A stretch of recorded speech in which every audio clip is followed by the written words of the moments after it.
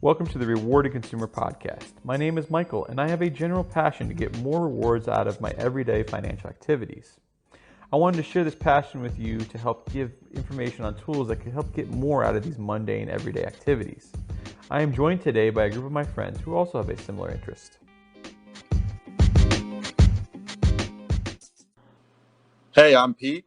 I'm here to learn and possibly even share useful experiences from my financial decisions as well. Hi, I'm Stas. I have an interest in technology and finance, so let's explore this world together. Hi, my name is Jan. I have a technical background, but would like to explore the thoughts that my friends have around financial aspects such as credit cards and other reward programs. Welcome to the Reward Consumer Podcast. We're going to continue our topic of credit scores and how they can affect you in different loans and credit cards. In this week's edition, we're going to talk a little bit more about using a credit card versus a debit card and how your credit score can, be affected by a couple of these things and just how to go about it. Today, I have Pete with me and Stas and Jan. So we're going to continue this topic again. Stas last time was talking a lot about Credit Karma and just giving us a good overview of how a credit score works. Today, we're going to get a little more into, just kind of like the overview of how that will really apply, directly, like if you're going to be doing credit monitoring on a daily basis. So first, my big idea here would be, I would possibly, you don't have to use Credit Karma. I mean, if you want to, that's great. It's a great service, but you don't necessarily need it if you have a big bank. This is where the big banks can be of service. I know at least my Chase account and my Bank of America account both give me credit scores alone. And it's kind of interesting also to compare them because sometimes they're a little bit off and a little different because they use different agencies. Does anyone have any comments about that at all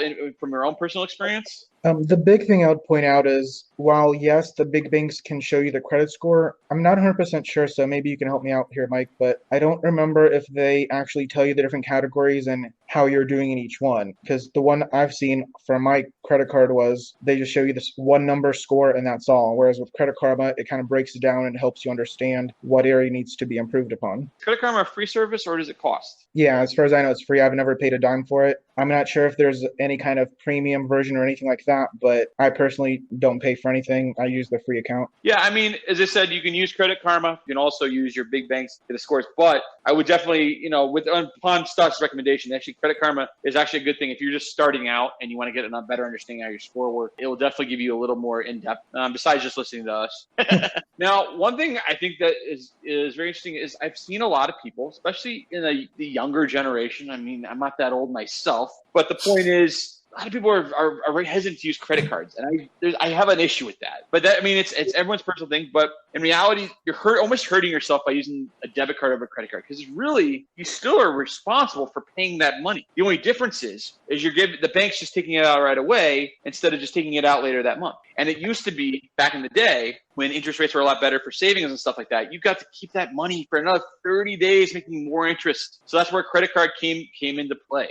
The biggest thing is there, if you're using a debit card, you're not really giving a credit history. I mean, yes, you probably do a little bit of an impact, but it's not giving you much. If you use a credit card, you're going to get two things. You're going to give yourself more of a credit history, give yourself a little more of a story so that eventually you can open more credit cards or open a car loan or get a house. But also you're missing out on points and the benefits because there's so many different benefits that you can get out of this stuff. I just think there's too many people now are too afraid to get into that debt thing. Does anyone have any comments about that before going to the next part of the topic? The one thing I would stress, the way I, for example, look at credit versus debit, yes, I completely agree. I use my credit cards a lot instead of a debit whenever I can. But the key is assume your credit card is your debit card. Do not spend your whole credit limit, max it out because, the bank gave me a loan for $5,000, but you only have $1,000 in your account. If you only have $1,000 in your checking account, you cannot spend more than $1,000 because then you're going to be in a situation where you can't afford to pay the bill. Definitely. Very good point. I mean, honestly, they have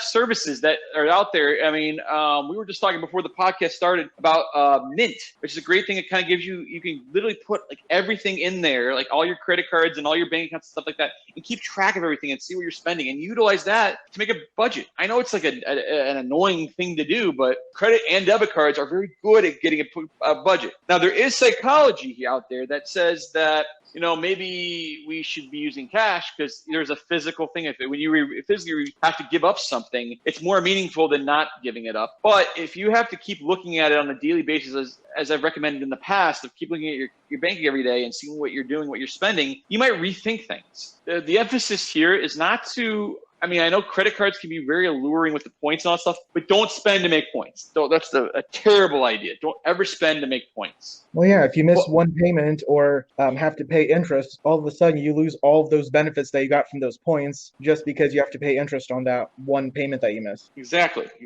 Pete, do you have anything to add on that? Surprisingly not, actually. But yeah, I mean, I do agree that I think the usage of a credit card is actually a smarter idea than just using the debit card because, as you said, you get so many more benefits to it.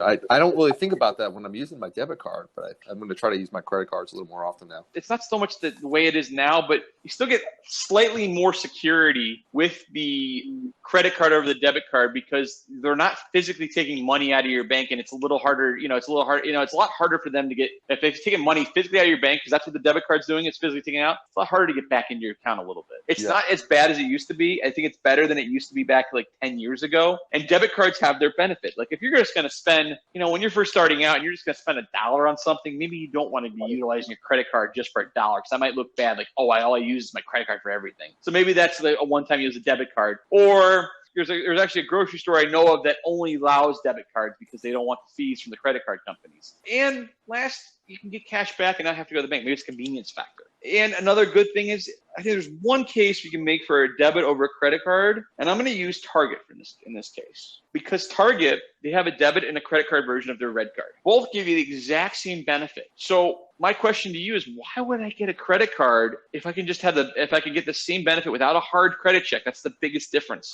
With the debit card, it's no hard credit check and it's quick and easy. It just goes right from your bank account and it's done. And you're not getting another credit check and it doesn't count against Chase's famous 524. And you're going to get the same benefit. You're going to still get that 5%. You're still going to get free shipping. And I think a 10% or 20% coupon, I always forget what it is, every year on your anniversary of having that card because it doesn't cost you anything to have. That's the only time I probably would advocate maybe to use a debit card over a credit card because you're going to get the same benefit without losing like a possibility of a credit card slot. You brought up a good point that kind of going back to last episode where if you have a hard credit check or a hard credit inquiry, that's one of those categories that could potentially lower your credit score. So if you can avoid that, great. Actually, there's another reason I can think of where a debit card might be more useful. Some credit cards, they let you take cash advances with an ATM. And as far as I know with those, as soon as you do that, they charge you interest immediately. With other things, like if you go to the store, buy something, you don't have to pay interest on it unless you don't pay that credit card bill or only make the minimum payment, but as long as you pay it off, you're okay. But if you take it out of the ATM with the credit advance, I believe they charge the interest immediately. Whereas in that situation, I personally just use a debit card. Yes, it comes out of my account immediately, but I also don't have to pay any interest. Exactly. And that's another thing. With debit cards in general and ATMs, I might be the cheapskate here. I just don't believe in paying ATM fees. I don't think anyone should. And you just got to be better prepared. I mean, I guess in an emergency, you can use that, but prepare before you go out to do stuff. And honestly, this will make you more smart when it comes to your money. If you prepare a little bit ahead of time, like let's say I'm going out for the night when we can go out again. Like let's say we're going to the club, we're going out to the bar or whatever. And yes, I don't really have a credit card and I have a debit card. Maybe I should get what I'm going to get out and say, okay, this is what I'm going to spend. And this goes back to that whole psychological thing of hey, I'm going to spend what I'm going to spend. That's it. So in that case, maybe it makes more sense instead of a credit card where you're running up a bill and you're not having control over the situation. But for the most part, I would probably advocate for using a credit card over a debit card with the exception of a certain couple cases. But I think you're right about the fraud detection and all that for debit cards probably has actually improved quite a bit from what it used to be. It's a little bit easier to find a case, but I think it is still generally better if there is something that happens in your account for a credit card because they really can't. I mean, that's pretty easily reversible for them because it's not really going through for a few days. It's not finalized for a few days. So basically, I think that's probably about it I have for this particular topic. I know this is a quick one today, but we're going to have it's part of a 3-part series, and the next one's we're going to talk about starter credit cards. But do you guys have any other things to talk about in this topic, or like just about using a debit versus a credit card in general? So I personally always use my credit card. I don't remember the last time I used my debit. The only time I use my debit card is in a situation where they don't accept credit cards, because certain gas stations, they will just allow you to pay with a debit card and not a credit card. And somebody who travels a lot, I encounter that situation quite frequently. But I know you guys mentioned cash, and the logic behind it, that if you give cash away, you kind of like limit yourself in how much you're going to spend. So I honestly don't remember the last time I carried cash on myself, since I lost my wallet one time and my money was just taken away. But I was lucky a way to get all my other stuff back because somebody found my wallet. But since then, I just started using credit card all the time. And then a nice feature also that I don't know if you guys mentioned it earlier, but you can link your credit cards to your phone and use it with services such as Google Pay or Apple Pay, whatever phone you guys have. And then you don't even have to carry your physical cards with you, because certain places, they accept that NFC feature with Google Pay and Apple Pay, and you can just scan your phone there and it will just charge your card right away. So just something to keep in mind when you use your credit cards and try to stay safe. You forgot to mention Samsung Pay, by the way, sir. And, right. Actually, and you can also put in there PayPal. PayPal is their own thing where you can just scan a barcode and use the same thing. So everyone's trying to get that more, that more secure payment. I mean, it's becoming a lot more prevalent, which I'm very happy for this country to start doing that, because I've been over to Canada and to Europe, and they're using these NFC chips everywhere. And it's a lot safer because, first of all, a camera cannot capture credit card number or steal information because it's giving a random transaction number each time. The only thing that someone might see on a camera is the last 4 digits of your credit card information. That's it. But that's not going to do them much good. If you're going to be doing it, if you're going to be using a credit card in the store, first of all, this is also with COVID, I actually rather not have to pull a credit card out every time, and I just rather put my phone right above there and not actually have to physically touch the machine. That's really one nice thing. And as I said, it's a safer method. But that's a very good point, Jan.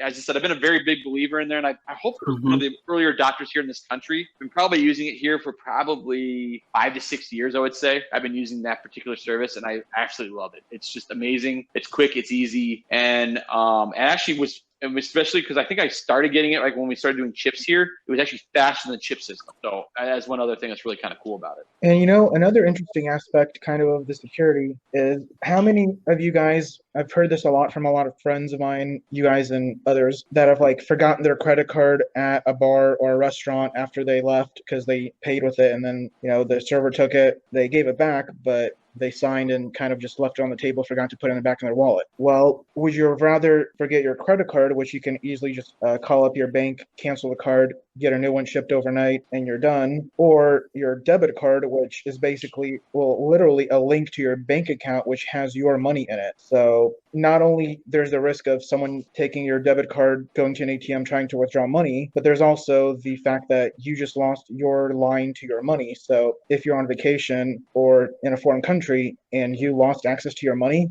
that's not going to be fun to try to figure out who to call, how to fix this. Whereas if it's just a credit card, that's a lot easier to handle. Well, there was one thing I was going to add to that. Now, a lot of credit cards actually have a credit, and some debit cards have a freeze feature. That is one thing that it's totally different from when I started using credit cards, where you can actually freeze the card, and so if you do forget it somewhere, no one can activate it. But if you forget that you even didn't bring it till the next day or whatever, that's why it's still better, I think, on the credit card end. But yes, I agree. The freeze feature is nice as long as you remember. The other issue, yes, while it's a nice feature, it's still one of those things where, okay, so you froze it, no one can use it, but if you just forgot your debit card at the table and say you went on to another bar, another restaurant, how are you going to pay now? Whereas if you only took out your credit card, well, hopefully you still have your your debit card, as a backup. Whereas if you forget your debit card, I think it's a much bigger deal, at least for me. Well, and that brings up a whole new issue, like how I would love to see dining change in general and bars change, is have this NFC technology at your table. I agree. That's one thing I think the States doesn't do very well. A lot of other places do it real well, and that's where I think we need as a country to kind of go to this system because it's a proven method. It's going to be a lot better because you're right there. You put it back in, and if it's your phone, your phone's a lot more bulkier than that credit card is. So you're going to remember that when that phone's not there. Wait, where's my phone? You're going to remember that right away. It's going to freak you out a little bit, especially when we have like an OtterBox on, like I have on mine. So another nice feature when you link your credit cards or debit cards to services such as Apple Pay or Google Pay or even Samsung Pay, Michael, just for you, is when you do online shopping, when you check out, it lets you check out with those services for certain shopping portals. For example, I use it a lot with Grubhub. So when I check out, I just do the Google Pay checkout and then it just charges my card. But then at the same time, it doesn't store my personal credit card information on the Grubhub website. So in case that website will ever get hacked, they will not have direct access to my personal credit card number. Right. It's like PayPal too. So I use PayPal all the time, and it's just like using a credit card with PayPal. It sometimes will take a little longer to get. If you have to get a refund, it'll take a little longer to get back. But they also you have protection there. I mean, PayPal came out of a necessity for like eBay, having a trusted payment partner between like a buyer and seller, and it just blossomed there, which actually has been spin off because it used to be an eBay owned product. Now it's its own thing and for those of you who don't know it, but PayPal and the Venmo are the same thing, or they're owned by the same company. So it's just the social version versus the old school version. Well, that is it for our topic. Our next topic in our 3-part series is going to be starter credit cards, and where we're going to each talk about what our first credit card was and maybe if we would change our strategy differently now or something. So we've enjoyed having you guys, and stay tuned for some more rewarding content.